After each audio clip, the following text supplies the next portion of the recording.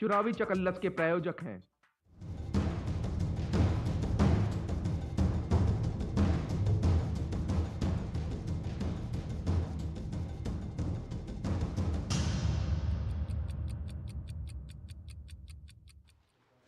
नमस्कार, बहुत बहुत स्वागत है आप सभी का डीडी न्यूज के इस खास कार्यक्रम इस वक्त में। मैं हूं निखिल सिंह और क्या है इस वक्त की बड़ी खबरें जिनके बारे में विस्तार से जानने समझने को लेकर आपके मन में जिज्ञासा है। क्या है इन खबरों के मायने, क्या है इनके पीछे का एजेंडा।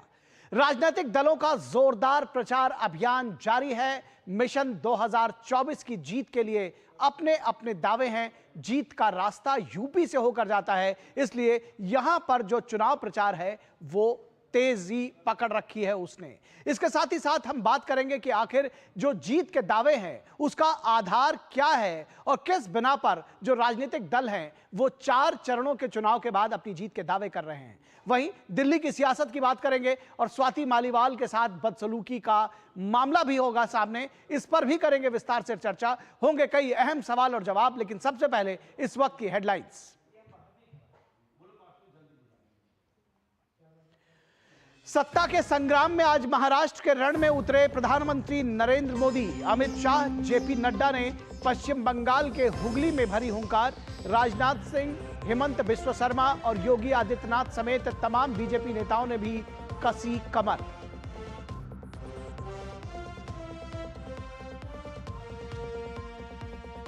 मल्लिकार्जुन खड़गे और अखिलेश यादव ने बीजेपी पर बोला हमला। कहा 4 चरणों के बाद इंडिया गठबंधन मजबूत। राहुल ओडिशा के बालांगीर में जनसभा को उन्होंने किया संबोधित। विपक्षी गठबंधन की ओर से अरविंद केजरीवाल की भी रैलियों का प्रस्ताव। मायावती समेत बाकी दल के नेताओं ने भी झोंकी पूरी ताकत।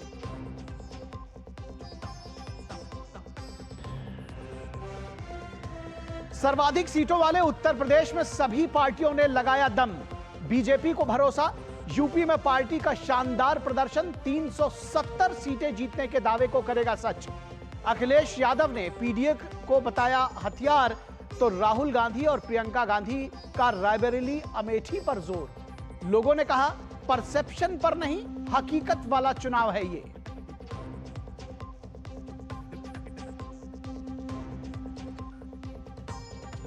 और भाजपा ने दिल्ली के मुख्यमंत्री अरविंद केजरीवाल के आवास के बाहर किया प्रदर्शन। आम आदमी पार्टी सांसद स्वाति मालीवाल के खिलाफ दुर्व्यवहार के मामले में न्याय दिए जाने की मांग की। संजय सिंह ने खुद सामने आकर दुर्व्यवहार की बात की थी पुष्टि।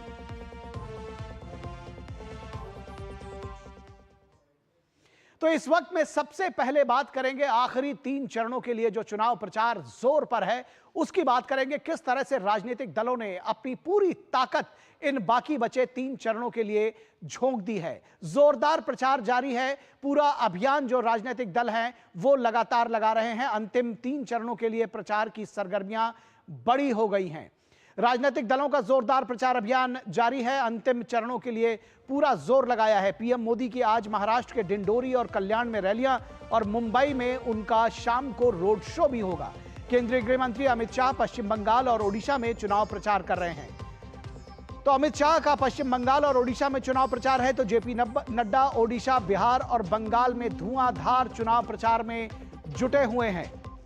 वहीं राजनाथ सिंह, हेमंत बिस्वा शर्मा और योगी आदित्यनाथ समेत तमाम बीजेपी नेता भी चुनाव प्रचार में जुटे हुए हैं। लगातार प्रचार जारी है।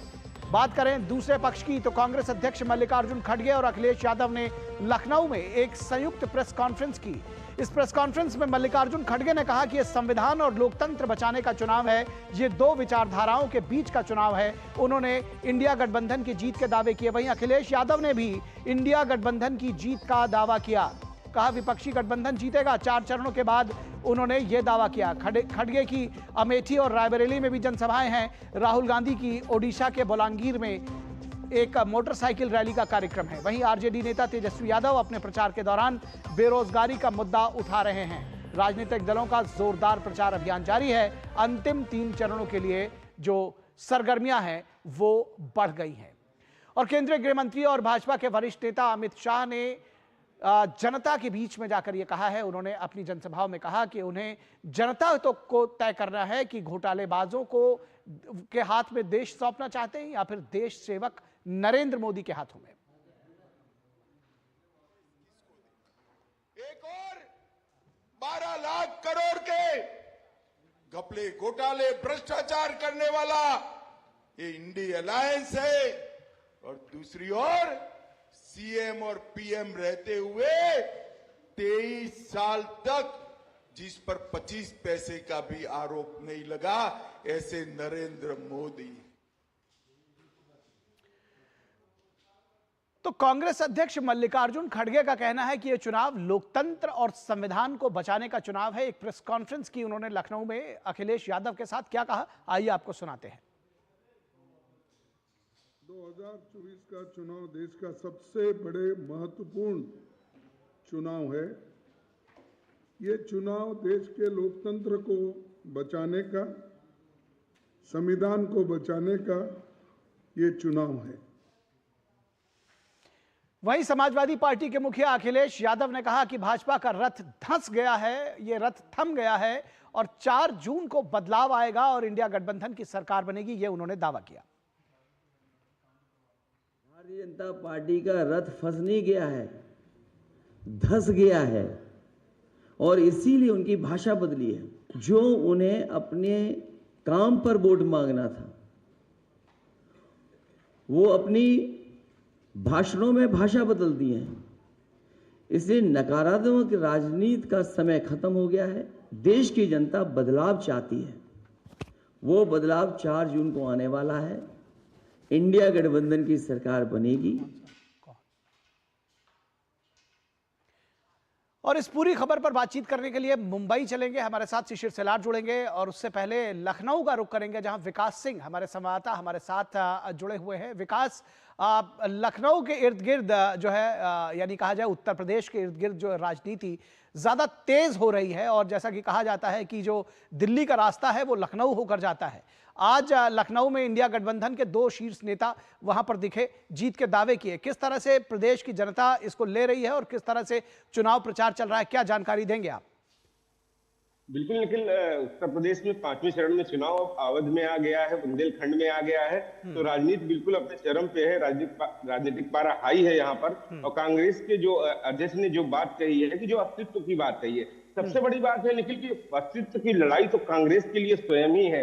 क्योंकि जिस तरीके से प्रदेश में पिछले चुनाव में मात्र 1 सीट पर वो सिमट के रह गई, उसके बाद 2022 के विधानसभा चुनाव की अगर बात करते हैं तो अमेठी रायबरेली में भी 1 सीट नहीं पा पाई वो। सबसे बड़ी बात है कि अब कांग्रेस समाजवादी पार्टी के कंधे का सहारा लेकर आगे बढ़ना चाहती है, लेकिन कांग्रेस जो राष्ट्रीय स्तर पर इतनी बड़ी पार्टी है, उत्तर प्रदेश में मात्र 17 सीटों पर ही चुनाव लड़ी है। तो देख सकते हैं किस तरीके से उसका यहाँ पर संगठन है, क्या वोट बैंक है, ये सब चीजें समझने वाली है आम जनता के लिए भी कि कौन उनके झंडा उठाएगा। वो समाजवादी पार्टी के लाभ पहुंचा पाएंगे या समाजवादी पार्टी उन्हें लाभ पहुंचा पाएगी, ये तो समय ही बताएगा वो क्या होगा। लेकिन जिस तरीके से हमने देखा कांग्रेस जिस तरीके से प्रचार प्रसार कर रही है, कहीं ना कहीं अपनी खोई हुई जमीन तलाशने का काम कर रही है। वहीं इस बीच हम देखें कि अखिलेश यादव जो काफी ज्यादा मुखर आते हैं, हमने देखा कि अखिलेश यादव उत्तर प्रदेश की राजनीति में सबसे ज्यादा प्रयोग करने वाले राजनेता हैं। 2012 में जब मुलायम सिंह यादव उनको सत्ता सौंपते हैं, उनकी ताजपोशी करते हैं, उसके बाद से अखिलेश यादव के एक्सपेरिमेंट लगातार चालू हो गए। पारिवारिक कलह एक बार हुई, उसके बाद हमने देखा जब 17 में वो कांग्रेस के साथ आती है, 2 लड़कों की जोड़ी बताते हैं, वहां वो जोड़ी फेल हो जाती है और उसके बाद 2019 में पलट करके वो मायावती के पास चले जाते हैं। उसके बाद भी उनके हाथ तो मायूसी ही नजर आती है। उस मायूसी के बाद अखिलेश यादव 2022 में जाते हैं और छोटे छोटे दलों का गठबंधन बना के काफी जोर शोर से कहते हैं। उस समय तो लग रहा था कि सत्ता में वही बैठेंगे, लेकिन देखा जनता ने सिरे से उन सब चीजों को नकार दिया। इस बार फिर वो नए जोश के साथ आए हैं, पुराने सहयोगी को साथ लेकर आए हैं। ये पुराने सहयोगी अपनी मदद नहीं कर पाए तो इनको कितनी मदद कर पाएंगे, ये तो समय ही बताएगा कि कितनी मदद कर पाएंगे। लेकिन सबसे बड़ी बात कांग्रेस के लिए अपना अस्तित्व बचाने की लड़ाई है। क्या रायबरेली अमेठी में जिस तरीके से हमने देखा कि अमेठी की सीट छोड़कर राहुल गांधी रायबरेली चले जाते हैं, ये सब चीजें बताती हैं कि आखिरी डेट पे आप अपना नाम घोषित कर रहे हैं। कांग्रेस की अस्तित्व की सबसे बड़ी लड़ाई है ये। प्रियंका गांधी इन दिनों लगातार रायबरेली अमेठी में ही लगी हुई है कि कम से कम वहां तो जीत सके, क्योंकि 2022 के चुनाव में 10 सीटों में एक भी सीट जब उनके पास नहीं रह जाती है तो क्या जवाब देंगे पूरे प्रदेश को, क्या जवाब देंगे पूरे देश को? जी जी जी जी जी जी निश्चित तौर पर एक बात और समझना चाहेंगे, जिस तरह से रायबरेली अमेठी तक कांग्रेस ने अपने आप को मैं कहूंगा सीमित कर लिया है, इस लिहाज से भी क्योंकि सबसे ज्यादा जोर वो रायबरेली अमेठी पे लगा रहे हैं, चाहे प्रियंका गांधी हो, राहुल गांधी हो, और सारी प्रतिष्ठा भी उनको वहीं से जुड़ी हुई है। दूसरी बात, एक सवाल इसमें मैं ये भी जोड़ दूंगा कि अखिलेश यादव ने आज दावा किया कि एक सीट छोड़कर 79 सीटें वो उत्तर प्रदेश में जीत रहे हैं। इस जीत का इस दावे का क्या आधार आप देख रहे हैं? जुबानी जमा खर्च है या फिर कुछ दिखता है? बिल्कुल, अखिलेश यादव लगातार दावे तो पहले से ही करते हैं। वो तो इस तरीके करते हैं कि शपथ ग्रहण की डेट और बाकी चीजें तुरंत ही बता देते हैं, लेकिन उनके पास सबसे बड़ी बात है वो जो संजोने का काम करते हैं। मुलायम सिंह यादव के बाद समाजवादी पार्टी में संजोने का काम रह ही नहीं गया। जिस तरीके से उत्तर प्रदेश की राजनीति में जब समाजवादी पार्टी में मुलायम सिंह यादव ने जब ताकतोसी की थी अखिलेश यादव को, उसके बाद अखिलेश यादव जो निर्णय लेते रहे लगातार मुलायम सिंह यादव उसका विरोध करते रहे। चाहे 2017 में की बात हो, 2019 की बात हो, तो लगातार मुलायम सिंह यादव की उस पार्टी में नहीं चलती है। उन्हें अध्यक्ष पद से हटा दिया जाता है और अपनी सारी ताकत अपने पास रख ली जाती है। शिवपाल नाराज हो जाते हैं, पूरा परिवार नाराज होता है। और जब बात होती है पूरे ये बात करते हैं जात की, जब जात की ही बात करते हैं तो सिर्फ आ जाती है बात, सिर्फ परिवार तक की बात आ जाती है। तो लोगों को पूरे समुदाय को देखना पड़ता है कि अगर जो इनसे जुड़े हुए हैं उनके बाकी लोगों को नहीं मिल रहा है, सिर्फ परिवार के ही लोगों को क्यों मिल रहा है? ये भी एक सोचने वाली बात है, उत्तर प्रदेश में मुद्दे की बात है। दूसरा, जैसा कि निखिल आपने कहा, रायबरेली अमेठी में एक सबसे बड़ा कारण मैं बताना चाहूंगा कि उत्तर प्रदेश पिछले दशकों से हम देख रहे हैं, 2 दशकों से उत्तर प्रदेश में अपने आप को रायबरेली और अमेठी बचाने के लिए लगातार जिस तरीके से काम करती रही, उसने पूरे प्रदेश से अपना वजूद खत्म कर लिया। हमने यही देखा 2019 में होता है, और 2019 में तो ये हश्र हुआ रायबरेली अमेठी की सीट बचाने के लिए, इससे रायबरेली की सीट बच जाती है और अमेठी की सीट भी निकल जाती है। कांग्रेस चाहती है कि वहां उनका वजूद बना रहे, उसके इधर पूरे प्रदेश में उनका वजूद खत्म हो जाता है और उनको बचाने के चक्कर में वो भी जला जाता है। आप देखना होगा कि किस तरीके से उनकी प्रतिष्ठा इस बार बचेगी। जी जी जी निश्चित तौर पर देखना दिलचस्प होगा। फिलहाल हमारे साथ कुछ दिलचस्प खबरें महाराष्ट्र से लेकर जुड़े हुए हैं शिशिर सेलार। शिशिर, महाराष्ट्र में क्या कुछ खास आज प्रधानमंत्री की रैली, बीजेपी कार्यकर्ताओं में जोर होगा और खासतौर पर मुंबई में, क्या जानकारी देंगे? बिल्कुल, हम आज का दिन अगर देखा जाए तो काफी महत्वपूर्ण मुंबई वासियों के लिए होगा, क्योंकि पहली बार प्रधानमंत्री जो है मुंबई में रोड शो करने जा रहे हैं। हालांकि ये रोड शो का अगर मैं कहूंगा तो ये व्यस्ततम इलाका होगा मुंबई का, हालांकि लेकिन लोग जो है प्रधानमंत्री को देखने के लिए बड़ी तादाद में यहाँ पर जो है जुटने की संभावना जताई जा रही है। घाटकोपर की बात करें, एलबीएस मार्ग पर जो ये रोड शो होने वाला है, तो ऐसे में हम भी इस वक्त उसका ही रुख कर रहे हैं। थोड़ी देर में हम लोग उस रोड शो का जहाँ पे होने वाला है वहां पहुंच जाएंगे, वहां से सीधी तस्वीरें हम अपने दर्शकों को दिखाएंगे। लेकिन अगर बात करें चुनाव के इस वक्त जो हालात है, तो हालांकि अब अगर देखा जाए तो 5वें चरण का चुनाव डालने जाने वाला है और महाराष्ट्र का ये आखिरी चरण है। तो ऐसे में अब सभी निगाहें मुंबई के पास है। मुंबई ऐसा शहर जिसमें 6 लोकसभा की सीटें हैं और हर पार्टी चाहती है कि यहां से ज्यादा सीट जो है वो जीते। इस बार अगर देखा जाए प्रमुख तौर पर एक बड़ा नाम उभर कर सामने आ रहा है, वो प्रत्याशी है पीयूष गोयल, जो कि उत्तर मुंबई से इस वक्त जो है चुनावी इस पूरे रण में है। तो ऐसे में देखना यह होगा कि आज का जो रोड शो होगा कितना महत्वपूर्ण होता है बीजेपी के लिए भी। स्वयं प्रधानमंत्री हालांकि पूरी जो है एक रैली निकालेंगे मुंबई में। दूसरी महत्वपूर्ण बात कि जो दूसरी महत्वपूर्ण सीट है कल्याण की सीट पर इस वक्त अगर देखा जाए तो मुख्यमंत्री एकनाथ शिंदे के जो पुत्र है श्रीकांत शिंदे, वो प्रत्याशी यहाँ पर है। और यहाँ पर हम देख पा रहे हैं कि प्रधानमंत्री मुंबई आने से पहले कल्याण में हालांकि एक पब्लिक रैली को अटेंड करेंगे, वहां पर संबोधित करेंगे। कल्याण की अगर बात करूं तो शिवसेना का गढ़ रहा है कल्याण, और ऐसे में प्रधानमंत्री जब यहाँ पर रैली करेंगे तो जाहिर सी बात है जो एनडीए है वो आश्वस्त है कि यहाँ से उनको ज्यादा सीटें मिलेगी। सबसे पहली महाराष्ट्र की आज की प्रधानमंत्री की रैली होगी नासिक से। नासिक का गणित अगर देखा जाए, हमने देखा किस प्रकार से नासिक की सीट का ऐलान जो है काफी देर बाद हुआ। बीजेपी ने हालांकि जो एनडीए खासतौर पर हम बात करें तो काफी उस पर चर्चा भी की गई कि हालांकि यहाँ से जो है प्रत्याशी कौन होंगे। हालांकि इसके बाद में देखा हेमंत गोडसे को जो है शिवसेना की ये टिकट मिली है।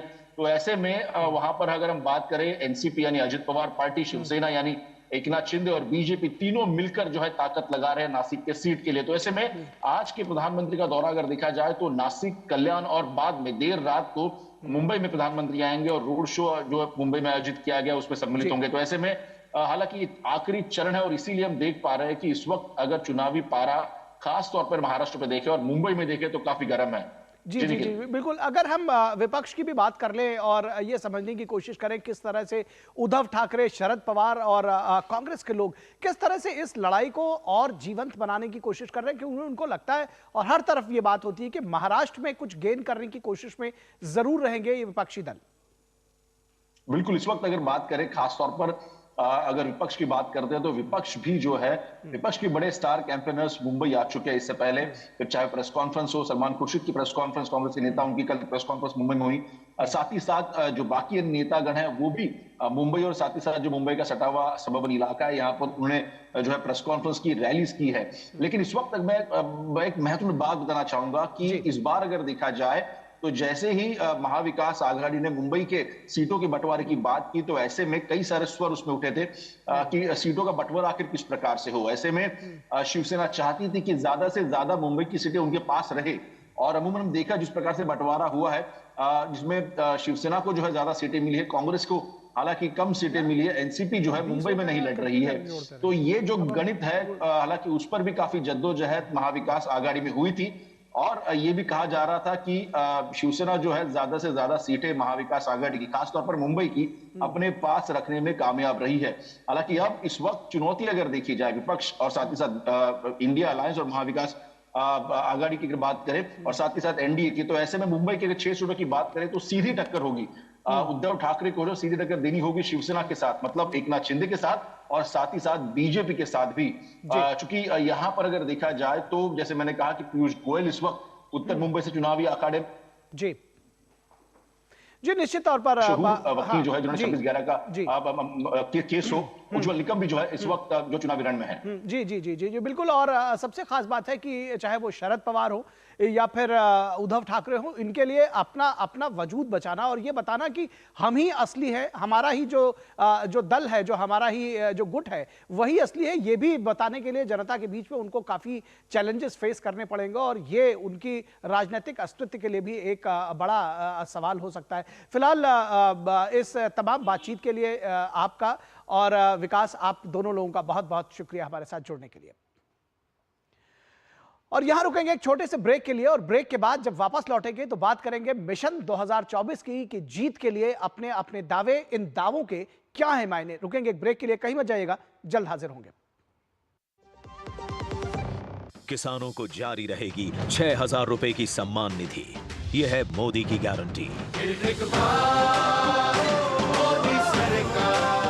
Delivery boy has picked your order. अरे भाई पता है भूख लगी है, 30 मिनट का मैसेज नोटिफिकेशन आया था ना। मैसेज के सहारे थोड़ी बैठ सकते हैं। कल आपने कुछ शेयर्स बेचे थे ना? हाँ, तो चेक किया? मैसेज आया तो था। सिर्फ मैसेज काफी नहीं है, आप शेयर मार्केट में कोई भी ट्रांजैक्शन करते हैं ना तो स्टॉक एक्सचेंज से आए एसएमएस या ईमेल को अपने डीमैट अकाउंट और बैंक स्टेटमेंट के साथ भी टैली कीजिए। बेटा भूख में ना दिमाग बंद हो जाता है।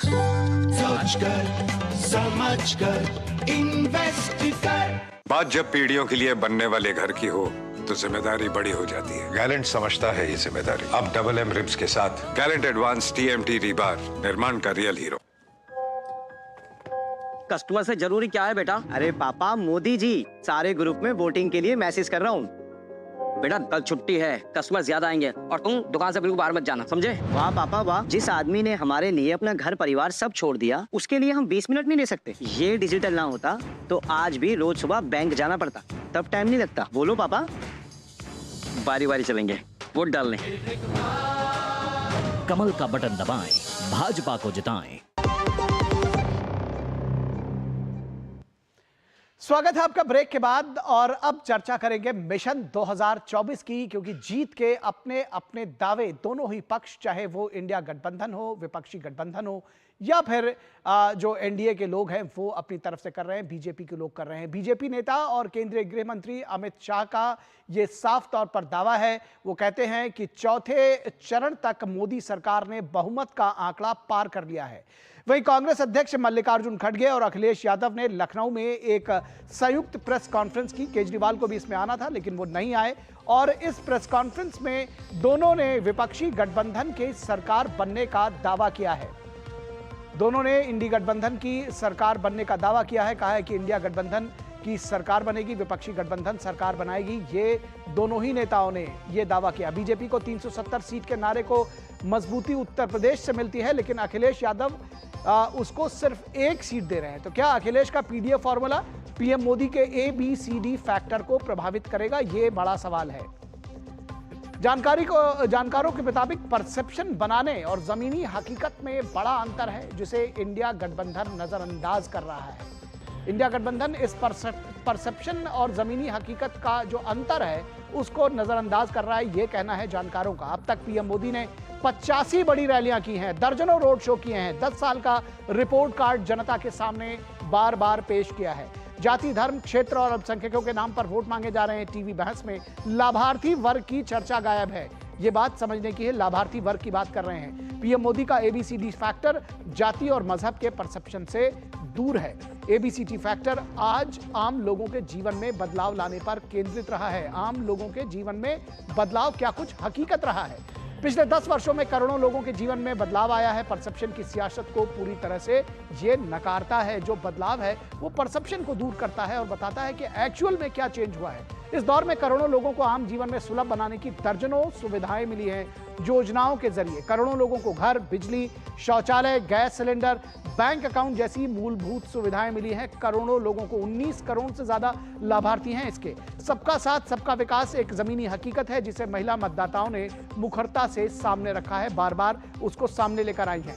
राम मंदिर प्राण प्रतिष्ठा और के साथ सांस्कृतिक चेतना और विरासत को लेकर बनी नई परसेप्शन जो है, उस नई फिजा में जाति फैक्टर जो है वो कमजोर साबित हुआ है। नेतृत्व और स्थायित्व मोदी के ABCD फैक्टर का एक सबसे मजबूत पक्ष है। सरकार की ओर से विकास की गारंटी दी गई जिसे मोदी की गारंटी कहा गया है। राहुल गांधी के 5 न्याय 25 गारंटी खटाखट इकोनॉमी की एक नई खोज है।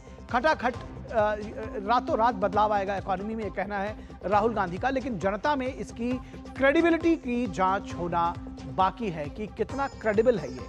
अखिलेश यादव का पीडीए यानी पिछड़ा दलित मुस्लिम का गठजोड़ फैक्टर बीजेपी के पीएम उम्मीदवार पर कहीं ना कहीं फीका पड़ता हुआ दिखाई दे रहा है। पीएम मोदी कहते हैं कि इंडिया गठबंधन में सिर्फ परिवार फैक्टर है। बिहार, यूपी, महाराष्ट्र, कर्नाटक, तमिलनाडु में परिवारवादी पार्टियां अपनी सत्ता चाहती हैं। ये बार बार प्रधानमंत्री नरेंद्र मोदी जनसभाओं से कहते रहे हैं। कांग्रेस पार्टी अपने मैनिफेस्टो से अलग संविधान खतरे में, लोकतंत्र खतरे में इसका एजेंडा बनाती है। ऐसे में तो यह माना जाएगा कि पार्टियों में जीत को लेकर बड़ा कंफ्यूजन है कि दरअसल एजेंडा क्या है। ये संविधान और लोकतंत्र खतरे में ये एजेंडा है या फिर 5 न्याय और 25 गारंटी खतरा एजेंडा है, पीडीए जो है वो एजेंडा है। तो तमाम जो दावे प्रतिदावे हैं वो किए जा रहे हैं। प्रधानमंत्री नरेंद्र मोदी ने कहा कि आपका बेटा दिल्ली में बैठा है, आपको कोई चिंता करने की जरूरत नहीं है, इसलिए सबका साथ सबका विकास की बात वो बार बार जनसभाओं में कह रहे हैं। आइए देखते हैं प्रधानमंत्री ने एक जनसभा में क्या कुछ कहा। दिल्ली में आपका बेटा बैठा है,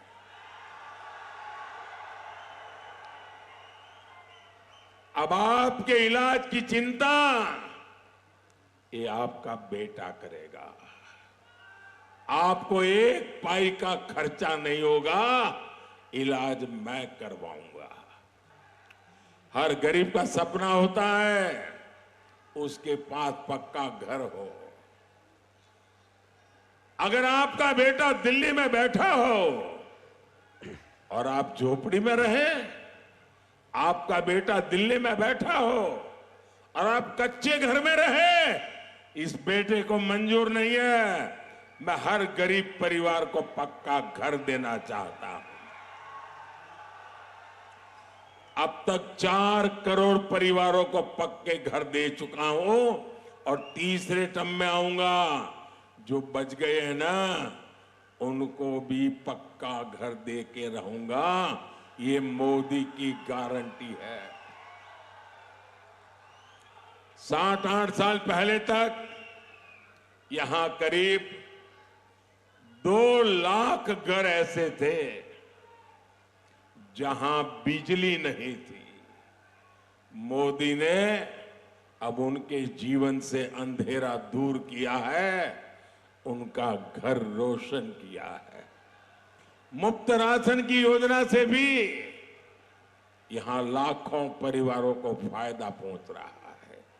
आज इतने साल हो गए, 80 करोड़ लोगों को मुफ्त में राशन मिल रहा है।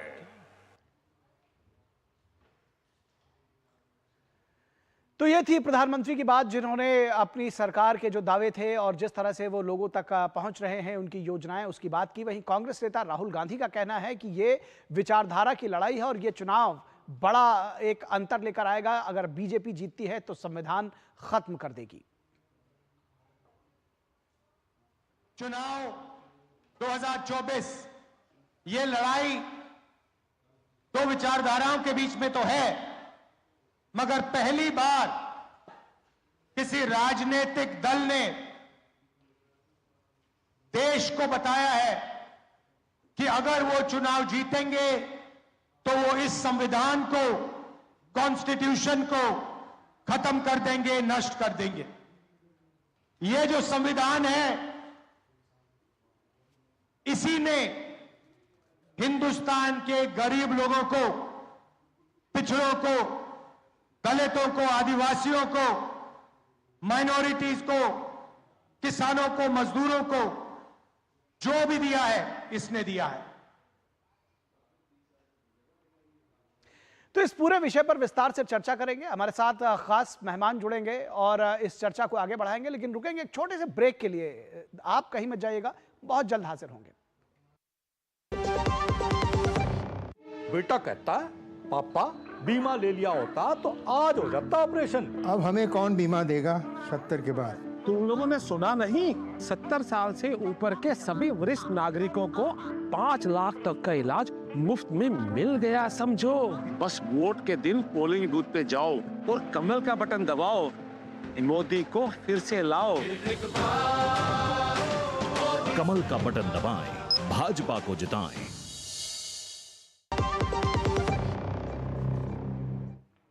ब्रेक के बाद एक बार फिर आप सभी का स्वागत है। और जीत के अपने अपने दावे क्या कहते हैं, किस करवट बैठेगा ऊंट, और आखिर जीत के दावे का जो है ये आधार क्या है, इन सभी विषयों पर बातचीत करेंगे। हमारे साथ 3 खास मेहमान जुड़े हुए हैं, उनसे आपका परिचय करा दें। हमारे साथ धनंजय गिरी, बीजेपी के प्रवक्ता हैं। धनंजय जी स्वागत है आपका। हमारे साथ ईशान त्यागी, कांग्रेस के प्रवक्ता हैं। ईशान जी स्वागत है आपका। और विनोद मिश्रा, हमारे कंसल्टिंग एडिटर। विनोद जी स्वागत है आपका। विनोद जी, आपके साथ अगर शुरू करें तो सबसे पहले सीधे सीधे ये जो जीत के दावे किए गए, अमित शाह ने कहा कि 4 चरणों के जो चुनाव हुए हैं उसके बाद बीजेपी ने जो बहुमत का आंकड़ा है उसको पार कर लिया है। वहीं आज आपने देखा कि किस तरह से अखिलेश यादव और मल्लिकार्जुन खड़गे की एक संयुक्त प्रेस कॉन्फ्रेंस हुई, जीत के दावे उधर से भी किया गया। क्या आधार है इस जीत के दावे का, किस तरह से देखते हैं इसको? निखिल, दुनिया के सबसे बड़े लोकतंत्र का ये महा उत्सव है और आप देख रहे हैं कि 97 करोड़ के मतदाता इस देश में मतदान कर रहे हैं। तो ये आप कह सकते हैं कि दुनिया में ऐसा लोकतंत्र का उत्सव शायद ही कहीं इस तरह का होता होगा जी। और जाहिर सी बात है कि जब इतना बड़ा आप देख रहे हैं कि इतना डाइवर्सिटी वाले इंडिया में इतनी बड़ी मतदाता का समूह, और इसके बावजूद जो है वो फैक्टर को लेके जब आप आते हैं, जो बात आज आप कह रहे थे अपनी रिपोर्ट में, उसको लेके देखिए तो किस तरह से एक युद्ध जो है, ये किस तरह का ये सत्ता का संग्राम बना हुआ है। और इस संग्राम को लेके जब आप देखते हैं तो उसमें थोड़ी कुछ चीज़ें तो आपको साफ कर, अभी 4th फेज के चुनाव के बाद, मतदान के बाद ये चीज़ें पॉलिटिकल पार्टी से ये दावे प्रतिदावे भी शुरू हुए हैं, क्योंकि अगले 3 फेज में उसी के साथ में वो सारी प्रक्रियाएं और सारा जो इलेक्शन को लेके जो एजेंडा होता है वो तय होता है। ठीक है।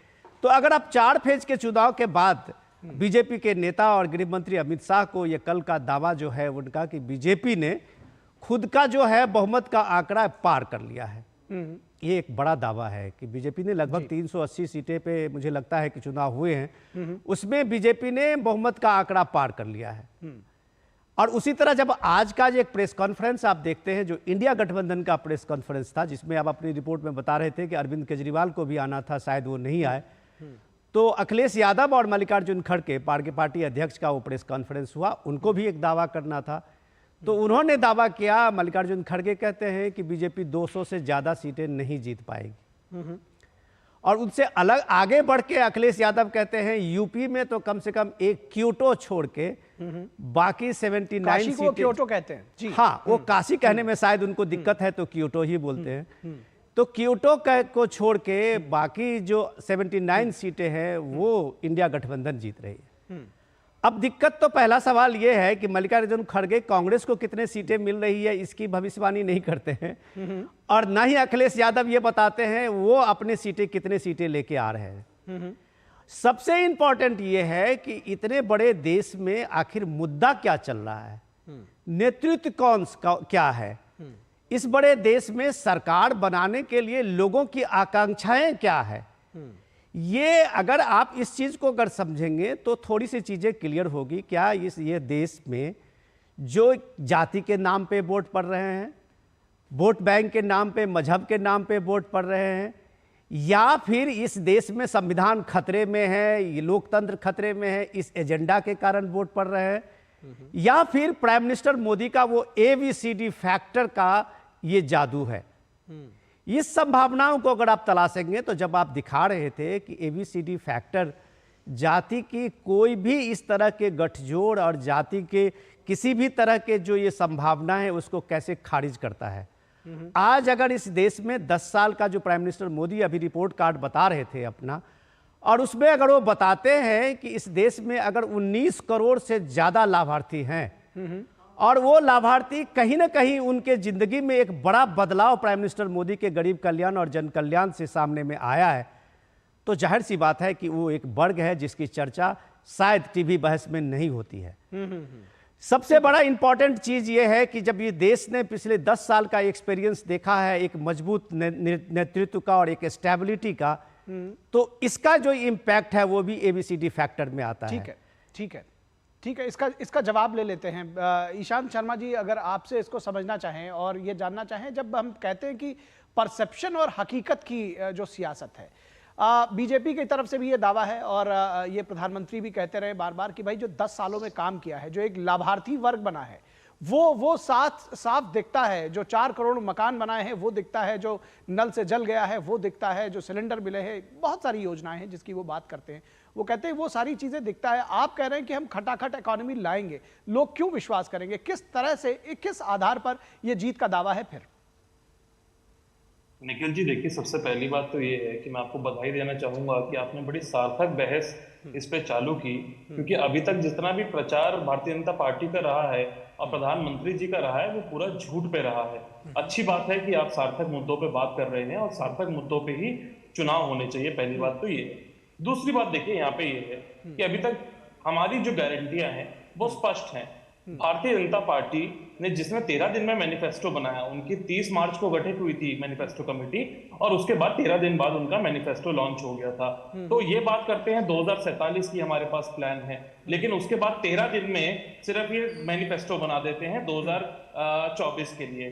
तो ये जो सारी चीजें हैं ये जनता के सामने जा रही है। अब आप देखिए हमारे मैनिफेस्टो, हम सिर्फ अपने मैनिफेस्टो की बात करेंगे, हम इधर उधर की बात नहीं करेंगे। प्रधानमंत्री जी को जो झूठ बोलना है, जो दुष्प्रचार करना है वो करते रहे, कोई दिक्कत नहीं है।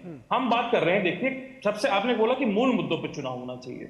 मूल मुद्दे क्या है? देश में गरीबी है और गरीबी का आपको मैं स्पष्ट ये बता देता हूं कि जब प्रधानमंत्री जी कहते हैं कि 80 करोड़ लोगों को हमें मुफ्त राशन देना पड़ रहा है, तो देश में ये स्पष्ट है कि गरीबी है और आज भी है। तो गरीब महिलाओं को हम प्रति वर्ष 1 लाख रुपए देंगे और राहुल गांधी जी ने जैसे वादा किया है कि जैसे ही हमारी सरकार 4 जून को बनेगी, 1 जुलाई से महिलाओं के बैंक खातों में पैसे आने शुरू हो जाएंगे।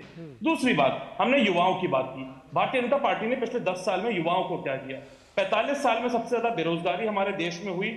उसके बाद मनरेगा को कम करने का इन्होंने काम किया। उसके बाद अग्निवीर जैसी योजनाएं थी जिसमें 4 साल में एक युवा जो तैयारी करेगा आर्मी के लिए, उसको 4 साल में रिटायर करके घर भेज दिया जाएगा। हम बात कर रहे हैं कि हम 30 लाख जो सरकारी रिक्त पद पड़े हुए हैं उनको भरेंगे, आते ही भरेंगे सबसे पहले 100 दिन में। और उसके बाद हम वादा कर रहे हैं कि युवाओं को अप्रेंटिसशिप देंगे और पेड अप्रेंटिसशिप देंगे, जिसमें हम साल में उनको सालाना 1 लाख रुपए उनको देंगे अप्रेंटिसशिप पे। ठीक है, अब हम बात करते हैं छात्र, सुन लीजिए पूरी बात सुनिए। हाँ। अब बात करी थी प्रधानमंत्री ने इलाज की बात की थी। देखिए, एक 70 साल के बुजुर्ग को इलाज चाहिए होता है और प्रधानमंत्री जी कहते हैं कि मैं 73 साल का होके उनका बेटा ये इलाज करेगा, उनका बेटा दिल्ली में बैठा हुआ है, तो ये बड़ा हास्यास्पद है।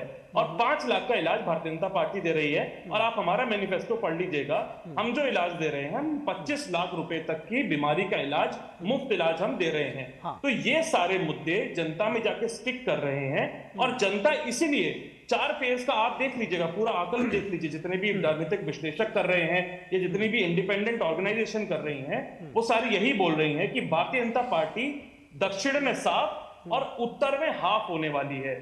और बात करते हैं, अभी विनोद जी ने बात करी क्योटो की, कि क्योटो बोलते हैं, काशी बोलने में दिक्कत होती है। तो मैं आपको बता दूं निखिल जी कि कुछ दिन पहले मुझे बाबा की नगरी में जाने का अभी सौभाग्य प्राप्त हुआ और मैंने देखा किस तरह से काशी से जो वादा किया गया था, काशी के लोगों से, काशी के लोगों को बोला गया था हम इसको क्योटो बना देंगे, तो वो वादे को, उस वादे को बिल्कुल भी नहीं निभाया है और लोगों को छलने का काम किया। जाके देखिए, ठीक है, काशी में आज भी कूड़े की, गंदगी की बहुत बड़ी समस्या है। ठीक है, आपका पॉइंट आ गया। साथ जो छलावा किया गया, सुन लीजिए बस 5 सेकंड। नमामि गंगे के प्रोजेक्ट लेकर आए प्रधानमंत्री मोदी जी, जिसमें हजारों करोड़ रुपए, 10 हजार करोड़ रुपए का उन्होंने स्कैम किया। और आप आज भी जाके देख लीजिए, मां गंगा का जल से आप आचमन नहीं कर सकते हैं आज भी। आपका पॉइंट आ गया, लेकिन दरअसल बात ये हो रही तो इन्हीं मुद्दों पे बात करें। ठीक है, हाँ बिल्कुल आपकी बात, इन्हीं सवालों का जवाब मेरे को, मेरे बड़े भाई आपका पॉइंट आ गया, आपका पॉइंट आ गया। दरअसल हम ये कह रहे थे कि जो परसेप्शन, जैसे आप कह रहे हैं ये काम हम करेंगे, वो बहुत सारे काम करके उन्होंने दिखाए हैं। आप कह रहे हैं काशी में कोई परिवर्तन नहीं आया है, मैं इसके विषय में कोई टिप्पणी नहीं करूंगा। मैं खुद गया हूं, मैं सुनिए तो, सुन तो लीजिए, अब बात सुन तो लीजिए। मैं खुद गया हूं, चूंकि चुनाव चल रहे हैं, अगर मैं कुछ कहूंगा तो ये होगा कि मैं किसी की साइड ले रहा हूं, इसलिए मैं नहीं कहूंगा। ये काशी की जनता जो है, वो जो देख रही है, वो स्वयं उसको डिसाइड करेगी। फिलहाल मैं धनंजय गिरी के पास जाऊंगा। धनंजय गिरी ये कह रहे हैं कि दरअसल जो परिवर्तन जिसकी बात आप कह रहे हैं कि सार्थक जमीनी परिवर्तन जो हुआ है, वो हुआ ही नहीं है, और जो इनका परसेप्शन है, लोग उसको स्वीकारेंगे क्योंकि लोग बहुत परेशान हैं। क्या कह रहे हैं निखिल जी? कांग्रेस ने अगर कुछ किया होता तो कांग्रेस के साथ ये नहीं हुआ होता। इस देश की जनता भर भर के प्यार देती है। 50 साल से जो सीट राहुल गांधी के पास थे अमेठी में, उसमें लड़ने के साहस नहीं जुटा पा रहे हैं, ये कांग्रेस के साथ नहीं हुआ होता। कांग्रेस ने 25 लाख की गारंटी राजस्थान में भी दी थी, लोगों ने कहा झूठा है तेरा वादा। कर्नाटका में भी वादा किया था, इनके उप मुख्यमंत्री बाहर निकल के कहे कि बजट ही नहीं है, देंगे कहां से। हिमाचल में वादा किया था, आते ही सरकार ने तेल के दाम बढ़ा दिए, उस पर टैक्स बढ़ा दिया। कर्नाटक और हिमाचल में तो भाई साहब बीच में आपने नहीं बोला, नहीं बीच में नहीं बोलिए, ईशान जी 1 मिनट, बिल्कुल आपके बीच में कोई नहीं बोला। कुछ तो तमीज होनी चाहिए। चलिए, लगातार आप भाषण देंगे राजनीति का, सुनता रहा मैं। हाँ ठीक है, चलिए जरा बोलिए। कांग्रेस इतनी कुलबुला गई है, इतनी बुला गई है, 2 सीट पे चुनाव लड़ रही है, अमेठी रायबरेली। इसके सिवा बता दीजिए नॉर्थ इंडिया में कोई सीट चर्चा में हो तो? अरे ये लोग के बनाई गई कांग्रेस, जिसकी कोई खुद की वारंटी खत्म हो गई, वो जनता को क्या गारंटी देगी? जनता कह रही है आप इनके साथ मल्लिकार्जुन खड़गे 80 साल के हैं, तो हम कहेंगे बूढ़े हो गए। ये संस्कार हमारे हैं, ये कांग्रेसियों के संस्कार हो सकते हैं, हमारे नहीं हो सकते हैं। दूसरी बात आप कह रहे हैं, आप कांग्रेस कहती है, कथित तौर पे कांग्रेस आज आरक्षण की बात करेगी। 70 साल तक जम्मू कश्मीर में देश के दलितों का आरक्षण नहीं मिला, कहां थी कांग्रेस? आज देश का दलित पूछ रहा है। आंध्रा में तो आप दलितों का आरक्षण उठा करके पिछले दरवाजे से मुसलमानों को दे रहे थे, दलित पूछ रहे हैं कि यही करेगी कांग्रेस। कर्नाटका में आपने ओबीसी का आरक्षण उठा के मुसलमानों को दे दिया, यही करेगी कांग्रेस। वक्फ बोर्ड को अपने पावर में दिया, किसी की जमीन को अपना कर दे। आप इस देश का करना क्या चाहते हैं? इस देश का आम जनमानस जान गया है कि अगर कांग्रेस है तो करप्शन का पर्याय है, कमीशन का पर्याय है। आपको मंडल कमीशन से नहीं, कमीशन से मतलब है। आपको कमंडल से नहीं, बंडल से मतलब है, जो आपके नेताओं के यहाँ मिल रहा है। तो आपके नेताओं के यहाँ लगातार जो छापे में नोट मिल रहे हैं, जिनसे मशीनें थक जा रही है, गड्डियां गनगना रही है मशीनें, वो देश की जनता अब सुन रही है। और एक तरफ देश की जनता देख रही है 11वीं अर्थव्यवस्था, 5वीं अर्थव्यवस्था, 40 करोड़ बैंक खाते या 225 करोड़ बैंक खाते, 5 शहरों का मेट्रो या 27 शहरों का मेट्रो, 12 करोड़ किसान सम्मान निधि, 12 करोड़ घर पे टैक्स से वाटर, 12 करोड़ इज्जत घर, 4 करोड़ गरीबों के घर, 5000 लोग सिर्फ काशी के बाबा कॉरिडोर में रुक सकते थे, आज 95,000 लोग खड़े होकर के लगातार खड़े हो सकते हैं। 5,000 95,000 1,33,746 घरों में लगा वो इज्जत घर बने हैं। सिर्फ बनारस की बात मैं कर रहा हूं। और काशी को क्योटो बनाने के लिए वहां पर संपूर्णानंद वहां पर खेल स्टेडियम में 136 करोड़ रुपया खर्चा हो चुका है। 24 यात्री निवास बने हैं, 64 नए वहां पर रुकने के सेंटर बन रहे हैं। पूरे शहर को जिस तरह से बाबा विश्वनाथ के कॉरिडोर बनाया जा रहा है, जिस तरह से काशी का जीर्णोद्धार किया जा रहा है। काशी का मतलब क्या होता है? काशी का अर्थ प्रकाश, ज्ञान का प्रकाश। आप ज्ञानवापी पे बोल दीजिए एक शब्द, आप राम मंदिर पे बोल दीजिए एक शब्द। इस देश का आम जनमानस जान रहा है कि आप भारतीय संस्कृति को समाप्त करने वाले सारे ताकतों के साथ कांग्रेस का हाथ, ये खूनी पंजा भारत को दोबारा नहीं चाहिए। इस देश का आम जनमानस जान रहा है। आज लोग जानते हैं कि नरेंद्र मोदी क्या है। इस देश की जनता जान गई है। नरेंद्र मोदी सूर्य की तरह ऊर्जा के पुंज, हरनी सरिता के आलोक कलश, सब नवाचार के नवविहान, सदाचार के मान, राजनीतिक सूचिता के प्रतिमान और नए भारत के अभिमान नरेंद्र मोदी के नेतृत्व में आज अगर भाजपा कह रही है कि हम 400 पार जाएंगे, विपक्ष सभी सीटों पर फंसा हुआ है, विपक्ष सभी सीट पर फंसा है, सीमा पार जाने के लिए मन बना कर बैठे हुए। हम तो कह रहे हैं कि पीओके भी हमारा है। ठीक है, हम तो लगातार ही कह रहे हैं। ठीक है, आपका पॉइंट आ गया, आपका पॉइंट आ गया। पूरा प्रचार हो गया तो मैं नहीं, सुनिए, तो मुसलमानों को दे दो, ठीक है, दलितों ठीक का है, मुसलमानों ठीक है, आपका पॉइंट आ गया, आपका चलीम कलीम करवाओ जम्मू कश्मीर में। ठीक है, आपका पॉइंट आ गया, आपका पॉइंट आ गया। लेकिन एक चीज आपका पॉइंट आ गया धनंजय जी। लेकिन ईशान जी बीच में क्यों बोलना? जब आप बोल रहे थे तो वो बीच में नहीं बोल रहे थे, इसीलिए मैंने मेरी बात सुनिए, नहीं, आप मत सोचिए, आप प्लीज मत सोचिए। क्योंकि है क्या कि आप लोग के साथ में दिक्कत ये हो रही है कि आप दूसरों को नहीं सुनना चाहते। आप आए, थोड़ा सा धैर्य रखिए, मैं आप ही के पास आ रहा हूं। आप जो जवाब दीजिए, नहीं सुनिए, ठीक है, देश की जनता देख रही है, देश की जनता वोट दे रही है, वो वोट देगी, 4 तारीख को गिन लिया जाएगा। उसमें अभी से सुनिए, अब मैं धनंजय जी बहुत जल्दी से अगर कुछ कहना हो तो कहिए, फिर मैं ईशान जी के पास जाऊं। निखिल जी, शब्दों की मर्यादा है, ये आपको तय करना है कि कब वो बोलेंगे और कब। Exactly, that's what I am saying, वही मैं कह रहा हूं। ठीक है, आपका पॉइंट आ गया। अब मैं ये कह रहा हूं कि ईशान जी चर्चा को आगे बढ़ाते हैं। दरअसल बात क्या हो रही है कि जब ये कहा जाता है, चलिए आप कह लीजिए, अब सवाल पूरा हो जाए, सवाल पूरा सुनिए ईशान जी, सवाल पूरा हो जाए, उसके बाद जवाब में आप जो कहना होगा कह लीजिएगा। बीच बीच में टोकते रहेंगे, फिर वो देखिए ना डिसबैलेंस हो जाता है। मैं ये कह रहा हूं कि जब बात आपने कही कि 5 न्याय 25 गारंटी की बात कर रहे हैं आप, अखिलेश यादव पीडीए की बात कर रहे हैं, आपके पास इतने बढ़िया कार्यक्रम हैं, आपने पूरा एक जो आपका मैनिफेस्टो था वो भी बताया, फिर ये लोकतंत्र खतरे में, जनतंत्र खतरे में, संविधान खतरे में, इसकी सबकी बात क्यों लानी पड़ रही है? क्या कहीं कोई कंफ्यूजन है? निखिल जी, क्या संविधान खतरे में नहीं है? आज आप देखिए किस तरह से हमने देखा संभल में, किस तरह से माइनॉरिटीज को भगा के पीट के पुलिस ने वहां से भगाया, वोट डालने से रोका।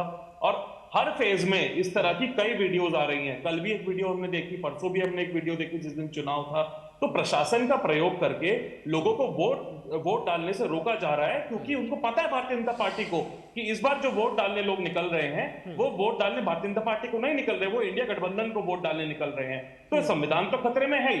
अब दूसरी बात मेरे भाई ने करी कि कांग्रेस का सिर्फ 2 सीटों पर लड़ रही है। देखिए भाई साहब, अपनी जानकारी थोड़ा दुरुस्त करके आइए। कांग्रेस 17 सीटों में उत्तर प्रदेश में लड़ रही है और डायरेक्ट बीजेपी वर्सेस कांग्रेस है कई राज्यों में। तो अपनी जानकारी को थोड़ा दुरुस्त कीजिए। उसके बाद इन्होंने बात करी 200 करोड़ बैंक खातों की। अरे आधे से ज्यादा बैंक खाते तो खाली पड़े हुए हैं, आप जाके देखिए। और उसके बाद जो सिलेंडर की ये लोग बात करते हैं, जिस सिलेंडर को हम 410 रुपए पे छोड़ के गए थे, भारतीय जनता पार्टी ने 10 साल में उसको 1100-1200 रुपए का पहुंचा दिया। उसके बाद इन्होंने बात करी काशी कॉरिडोर की।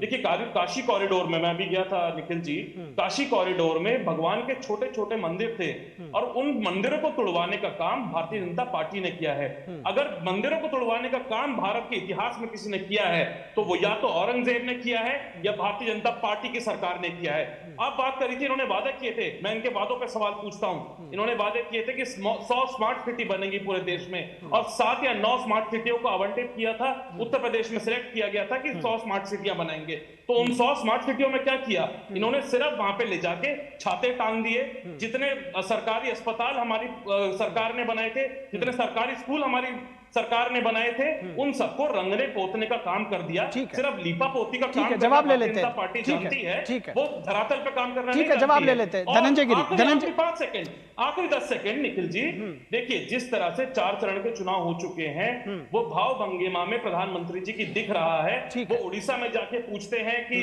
जिलों की कैपिटल क्या है, वो झूठ बोलने का काम करते हैं। ठीक है, चलिए जवाब ले ले रहे हैं, जवाब ले लेते हैं। प्राइवेट चैनल को झूठ बोला कि मैं अगर हिंदू मुसलमान की राजनीति करूंगा तो मैं सार्वजनिक जीवन छोड़ दूंगा। ठीक है, अरे तो ठीक है, जवाब ले लीजिए। चलिए, आप के मेहमान हैं, उसके बाद आप पूर्व प्रधानमंत्री कहलाए जाएंगे। ठीक है, कोई बात नहीं, वो 4 जून को तय हो जाएगा कि कौन पूर्व रहेगा कौन नहीं रहेगा। फिलहाल आप भी उनको पूर्व प्रधानमंत्री बोलेंगे 5 जून को। चलिए, अब वो तो देखा जाएगा कि कौन किसके साथ में क्या होता है। धनंजय गिरी जी, बहुत जल्दी से जवाब दीजिए, समय बहुत जा रहा है जी। अभी सिर्फ तो 10 साल हुए हैं, कांग्रेसियों ने स्वीकार कर लिया कि औरंगजेब ने मंदिर तोड़े थे। अभी सिर्फ 10 साल हुए, अभी कुछ दिन और आने दीजिए, बढ़ने दीजिए। अभी काशी भी जाने लगे, अब काशी भी जाने लगे। अभी इनको पता नहीं कि मंदिर का स्थानांतरण और मंदिर का विध्वंस दोनों 2 चीजें हैं। ये समय आने दीजिए, ये राष्ट्र का प्रादुर्भाव होगा, इसमें कोई दो राय नहीं कि व्यवस्था के विषाणुओं का निदान मोदियामाइसिन नामक इंजेक्शन से ही हो रहा है। इस देश के जितने राष्ट्र के विघटनकारी तत्व हैं, उनके लिए अब कोई जगह नहीं बची है। कांग्रेसी भी मंदिर मंदिर द्वारे द्वारे, राहुल गांधी भी पिछले चुनाव में घूमे, इस बार वो भी नहीं कर पा रहे हैं कि किसको अपनाऊं मैं, किसको छोड़ू जफर, किसको छोड़ू।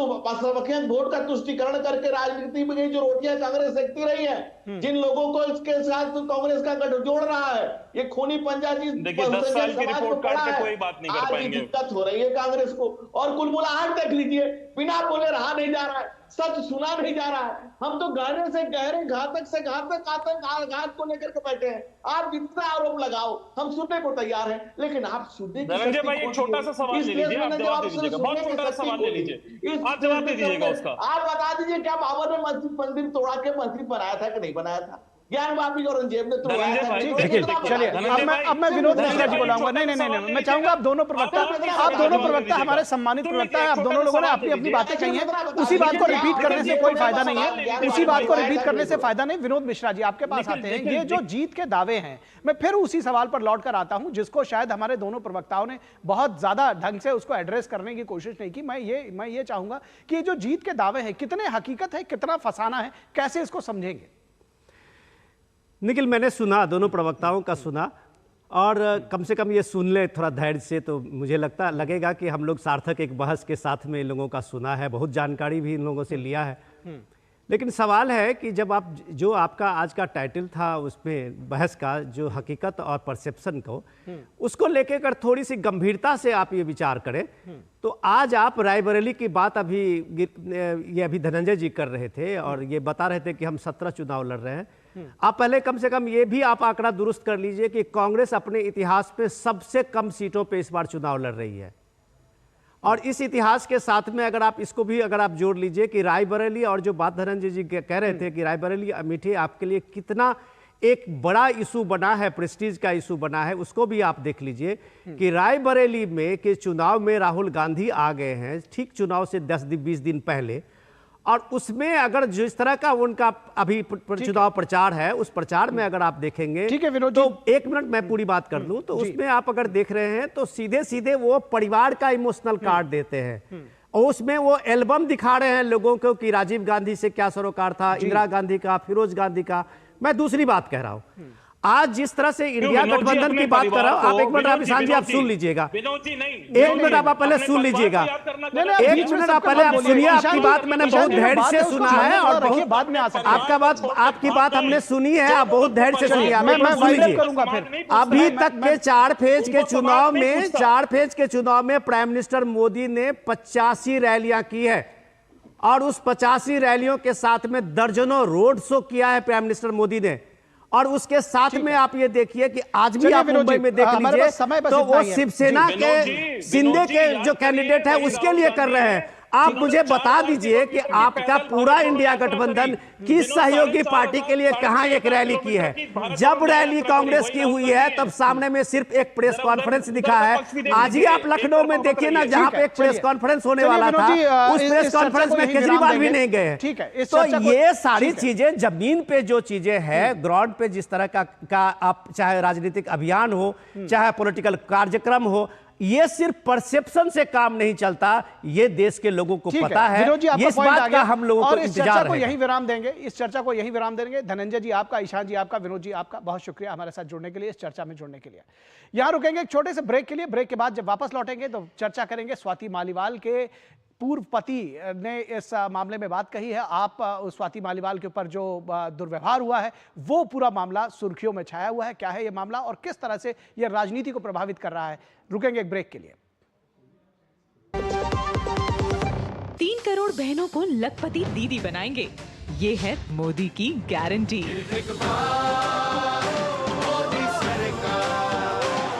तुम्हें पता है इन्वेस्टर्स के लिए एक इन्वेस्टर प्रोटेक्शन फंड होता है IPF, लेकिन अगर तुम्हारा ट्रेड एक्सचेंज पर एग्जीक्यूट नहीं हुआ या फिर कोई गारंटीड रिटर्न्स वाली स्कीम है तो ये IPF आपकी मदद नहीं कर सकता है।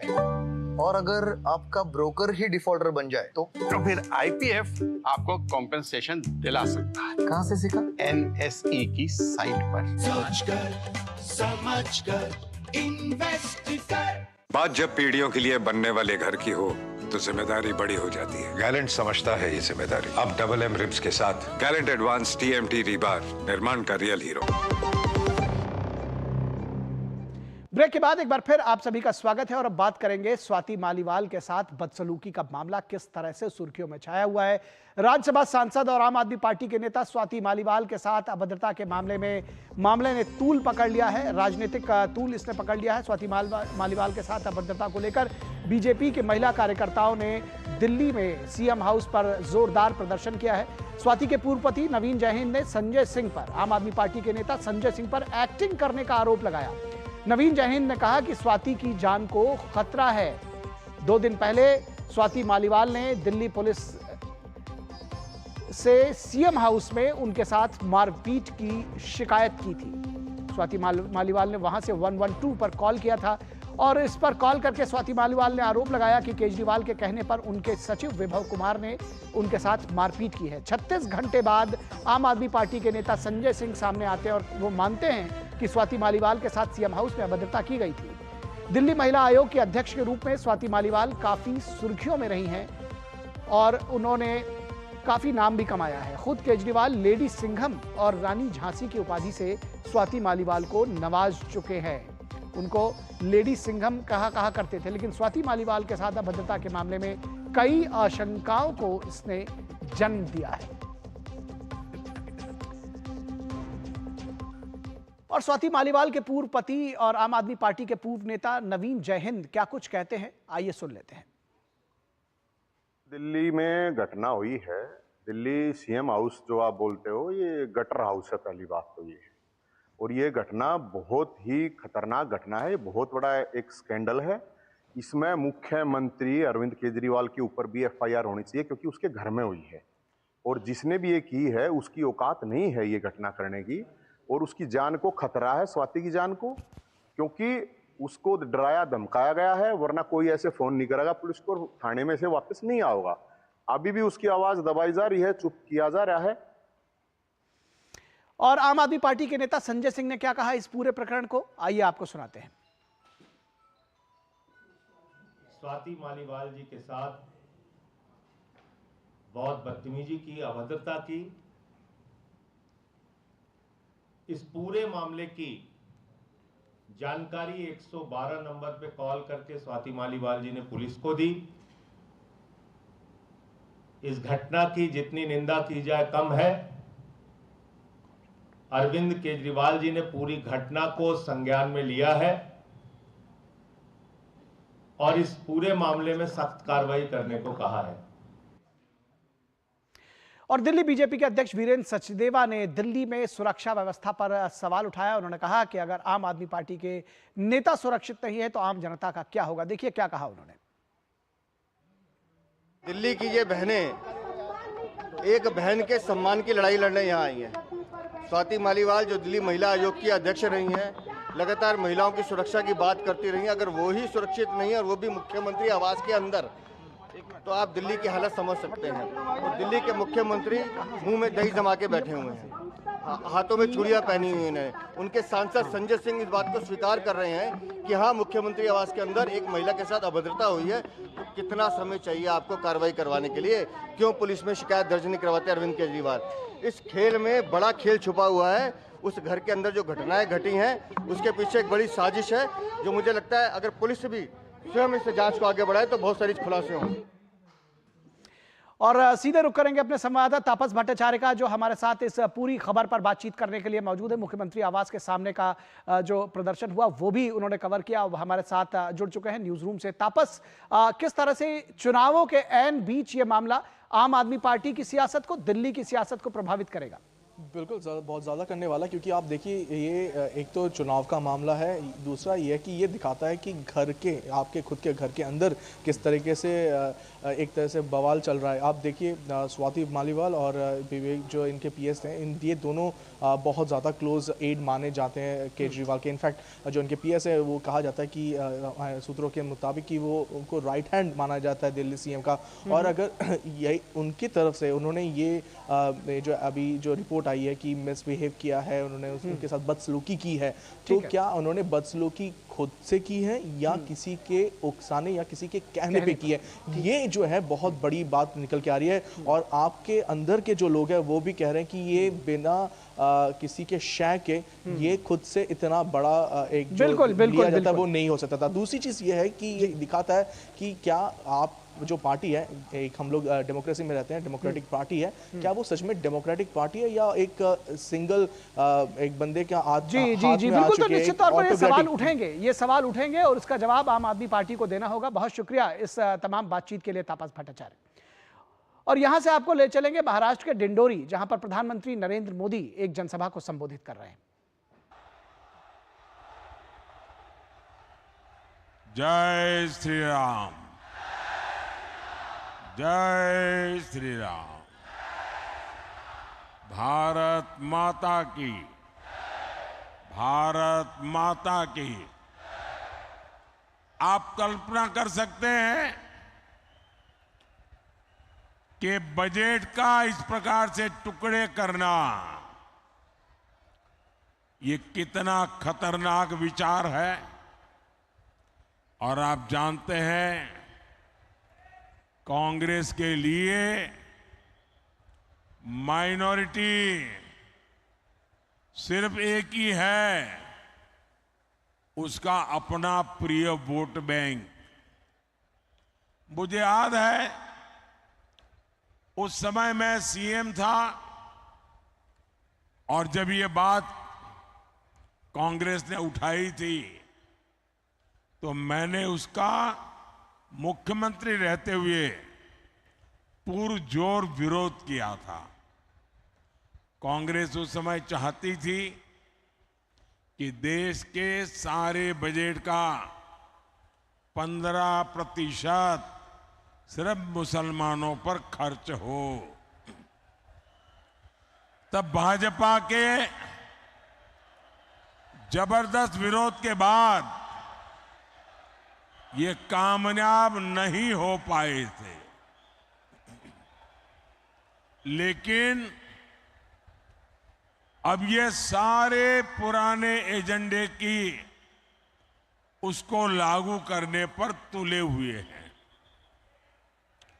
बाबा साहब आंबेडकर धर्म के आधार पर आरक्षण के खिलाफ थे, लेकिन कांग्रेस कह रही है कि एससी, एसटी, ओबीसी और गरीबों का आरक्षण छीनकर मुसलमानों को दे देगी। कांग्रेस आपकी संपत्ति को भी जब्त करके उसका हिस्सा अपने वोट बैंक को देने की तैयारी में है। लेकिन कांग्रेस और इंडी अगाड़ी वाले कान खोल करके सुन ले, मोदी धर्म के आधार पर न बजट बांटने देगा और न ही धर्म के आधार पर आरक्षण देगा।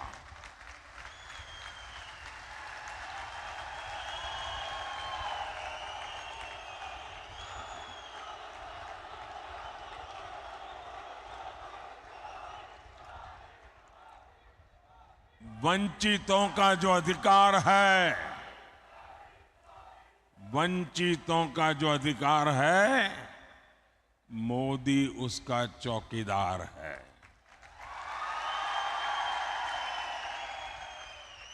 भाइयों और बहनों, हम तो छत्रपति शिवाजी महाराज की प्रेरणा से काम करने वाले लोग हैं। ये चुनाव सिर्फ एमपी चुनने का नहीं है, बल्कि पीएम चुनने का है। ऐसा पीएम जो ताकतवर भारत बनाने के लिए कड़े और बड़े फैसले ले सके।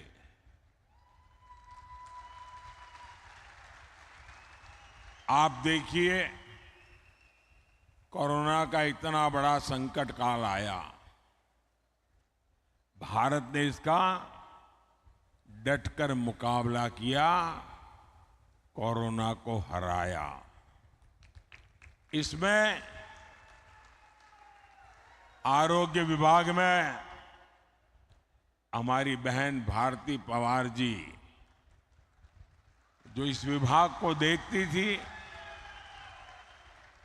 उनका शांत और सेवा भाव बहुत काम आया। आज कोरोना के विरुद्ध भारत की लड़ाई की प्रशंसा पूरी दुनिया कर रही है।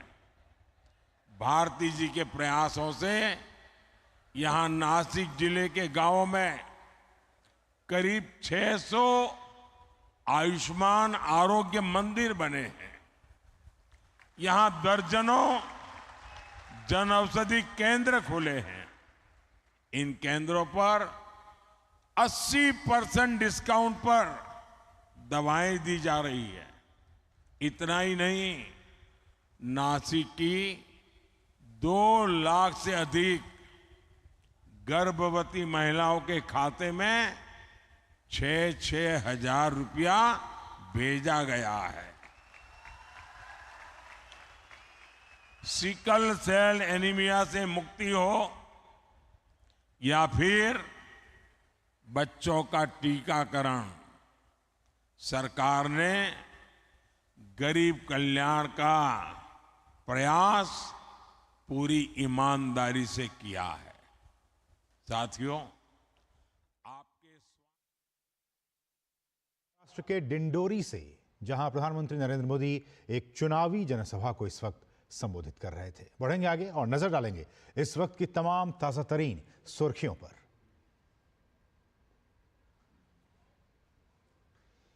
सत्ता के संग्राम में आज महाराष्ट्र के रण में उतरे पीएम मोदी।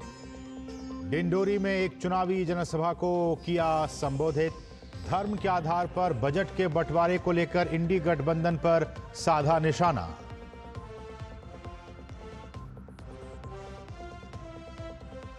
लोकसभा चुनाव के 5वें चरण में भाजपा के दिग्गजों ने प्रचार में झोंकी ताकत।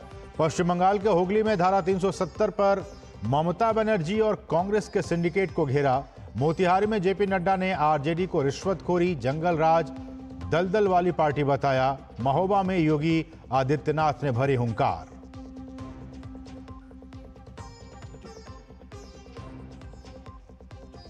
कांग्रेस सपा के नेताओं ने एक साथ मंच साझा कर भाजपा को घेरा।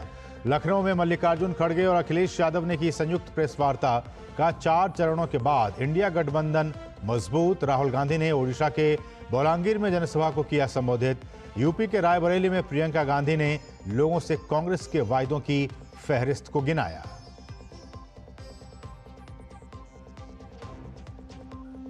भाजपा ने दिल्ली के सीएम अरविंद केजरीवाल के आवास के बाहर किया प्रदर्शन। आप सांसद स्वाति मालीवाल के साथ कथित दुर्व्यवहार मामले में न्याय दिए जाने की मांग। संजय सिंह ने खुद सामने आकर दुर्व्यवहार की थी पुष्टि।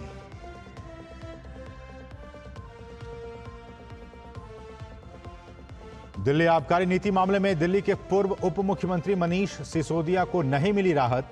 न्यायिक हिरासत की अवधि 30 मई तक बढ़ाई गई।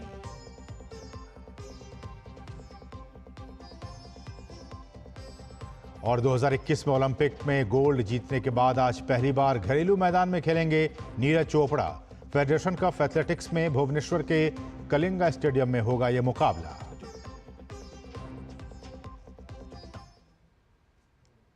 और सबसे पहले बात 24 की चुनौती की।